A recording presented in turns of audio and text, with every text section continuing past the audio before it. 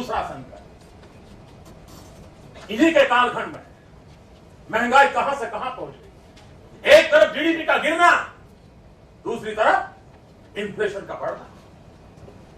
महंगाई बढ़े और वो भी इस हालात से बढ़े, और उसमें भी दिल्ली की सरकार हर बार नई तारीख देती रहे। आपने सुना होगा, एक साल पहले हर 3-4 महीने के बाद प्रधानमंत्री की डेट देते थे, फलानी तारीख के बाद महंगाई कम हो जाएगी, फसल के बाद महंगाई कम हो जाएगी, बजट के बाद महंगाई कम हो जाएगी, दिवाली के बाद महंगाई कम हो जाएगी। यही कहते रहे, देश में सुना है। और जिस दिन मीडिया का मूड कर जाएगा, वो पुराने सारे उनके बाइक निकाल करके दिखाएंगे। हर 3 महीने के बाद वो ये काम करते थे। भाइयों बहनों, अब तो 1 साल से महंगाई के विषय पर बोलना ही बंद कर दिया है। उन्हें चिंता नहीं है, और उन्होंने वादा किया था 100 दिन में महंगाई कम करेंगे। आदरणीय प्रधानमंत्री जी, आप महंगाई कम कर पाओ या न कर पाओ, कम से कम अटल बिहारी वाजपेयी जहां छोड़ के गए थे वहां तो ला करके रख दो, वहां तो ला करके रख दो, तब भी गरीब के घर में चूल्हा जलेगा। ഹലോ, മറന്നു പോകുന്നതിൽ എന്തെങ്കിലും തെറ്റുണ്ടോ? ഒരു തെറ്റുമില്ല. കാരണം എന്താന്ന് വിചാരിച്ചാൽ നമ്മൾ എല്ലാവർക്കും ഈ പറയുന്ന മറവിയുടെ പ്രശ്നങ്ങളുണ്ട്.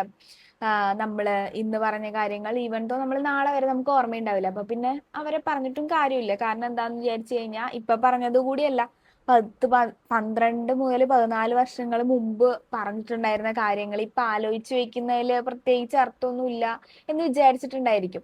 ഇത് ഞാൻ വേറെ ആരെ പറ്റിയല്ല പറയുന്നത്, നമ്മുടെ പ്രൈം മിനിസ്റ്ററെ പറ്റിയിട്ടാണ്. അതായത് 2012-14 ആ ഒരു കാലഘട്ടത്തില് ചില സ്പീച്ചുകളൊക്കെ എനിക്ക് ഈ റീസെന്റ് ഞാൻ കണ്ടിട്ടുണ്ടായിരുന്നു. സോ കണ്ടപ്പോൾ എന്താ തോന്നിയെന്ന് വിചാരിച്ചു കഴിഞ്ഞാൽ, ഇപ്പോഴുള്ള പ്രശ്നം, അതായത് അന്നുണ്ടായിരുന്ന പ്രശ്നം എന്ന് പറയുന്നത് ഇൻഫ്ലേഷൻ ഉണ്ടായിരുന്നു, പിന്നെ പെട്രോളിന്റെ റേറ്റ് കൂടിയിട്ടുണ്ടായിരുന്നു, മാത്രമല്ല GDP റേറ്റ് നല്ല കുറവായിരുന്നു. സോ ഈ കാരണങ്ങളെല്ലാം മുൻനിർത്തി നല്ല രീതിക്ക് തന്നെ പ്രതികരിക്കുന്ന ഒരു ഇന്നത്തെ പ്രൈം മിനിസ്റ്ററിനെ കണ്ടിട്ടുണ്ടായിരുന്നു.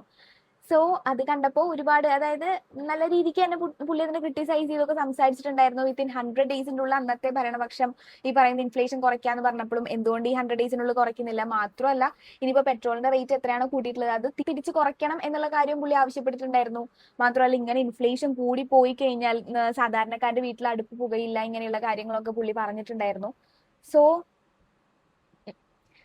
ഇപ്പോ എന്താണ് സംഭവിക്കുന്നത്? ആക്ച്വലി ഇപ്പോ ഇതേ പ്രൊസീജിയർ, അതായത് ഇതേപോലെ ഇതിന് സമാനമായിട്ടുള്ള ഒരു സിറ്റുവേഷനോടെ നമ്മൾ കടന്നു പോയിക്കൊണ്ടിരിക്കുന്നത്. പെട്രോളിന്റെ റേറ്റ് കൂടുന്നു. ഇപ്പൊ മാത്രമല്ല, ഇനിയിപ്പോ പാവപ്പെട്ട അടുപ്പ് പുകയാനുള്ള അവസ്ഥയും കൂടി ഇല്ല. കാരണം സിലിണ്ടർ പോലും അത്ര റേറ്റ് ആണ്. ഇന്നും കൂടെ സിലിണ്ടർ റേറ്റ് കൂട്ടിയിട്ടുണ്ട്. സോ ഇതെല്ലാം, അതായത് പുള്ളിയുടെ കയ്യിൽ അന്ന് സൊല്യൂഷൻസ് ഉണ്ടായിരുന്നു. അതായത് ബിക്കോസ് പുള്ളി ഭരണപക്ഷത്തല്ലല്ലോ. ഇപ്പോ സൊല്യൂഷൻ ഇല്ലാഞ്ഞിട്ടാണോ അതോ ഇനിയിപ്പോ ഇംപ്ലിമെന്റ് ചെയ്യാഞ്ഞിട്ടാണോ? നമ്മൾ പെട്രോൾ റേറ്റിന്റെ കാര്യം ഇനി പറയേ വേണ്ടല്ലോ. ഞാൻ മുമ്പ് ഒരു വീഡിയോയും ചെയ്തിട്ടുണ്ടായിരുന്നു പെട്രോൾ റേറ്റുമായി ബന്ധപ്പെട്ടിട്ടുള്ള വീഡിയോ. സോ ആക്ച്വലി ഇതുമായിട്ട് ബന്ധപ്പെട്ട്, അതായത് ഞാനിപ്പോ പറയുമ്പോൾ കുറെ പേര് എന്നെ പൊങ്കാലയിടാൻ വേണ്ടിയിട്ട് വരും. അങ്ങനെയല്ല, ഞാൻ കറക്റ്റ് ആയിട്ടുള്ള പ്രൂഫും കാര്യങ്ങളും ഉള്ളത് കൊണ്ട് തന്നെയാണ് പറഞ്ഞിട്ടുള്ളത്. യൂട്യൂബിന്റെ, അതായത് ആ ഒരു വീഡിയോസ് ഞാൻ ഈ വീഡിയോന്റെ കൂടെ തന്നെ അപ്ലോഡ് ചെയ്യാനായിട്ട് മാക്സിമം ശ്രമിക്കാം. ഇനി എന്തെങ്കിലും രീതിയിൽ കോപ്പിറൈറ്റ് ഇഷ്യൂസ് വന്നിട്ടുണ്ടെങ്കിൽ you can watch the video on YouTube. Anyway ഞാൻ ലിങ്ക് എന്തായാലും പ്രൊവൈഡ് ചെയ്യുന്നുണ്ടായിരിക്കും. സോ ഇതിനെ പറ്റിയിട്ട് നിങ്ങൾ ആ വീഡിയോ കണ്ടിട്ട് ഒരു അഭിപ്രായം കൂടെ പറയൂ. കൂൾ ഗുരു, ശുക്രിയ.